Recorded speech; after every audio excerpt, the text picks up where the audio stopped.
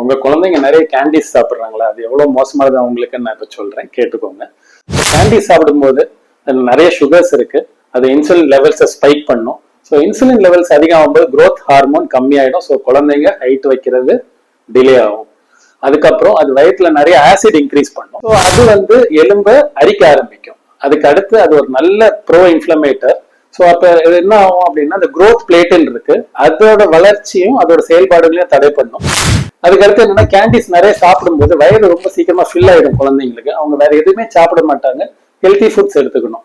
அதுக்கப்புறம் மெயினா என்னன்னா, இப்போ நிறைய கேண்டீஸ் எடுக்கிறாங்க. அதுனா ஸ்லீப் சைக்கிள் டிஸ்டர்ப் ஆகும். ஸோ ஸ்லீப் சைக்கிள் டிஸ்டர்ப் ஆகும்போது அவங்களோட growth ஹார்மோன் ரிலீஸ் தூங்கும் போது தான் ரிலீஸ் ஆகும். அது கம்மியாகுது. அது இன்டைரக்டா growth அஃபெக்ட் பண்ணுது.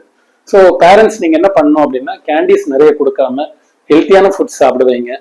தூங்க முன்னாடி ஸ்கிரீன் டைம் எல்லாம் கம்மி பண்ணிடுங்க. குழந்தைங்களை எக்ஸசைஸ் பண்ண வைங்க. தேங்க்யூ.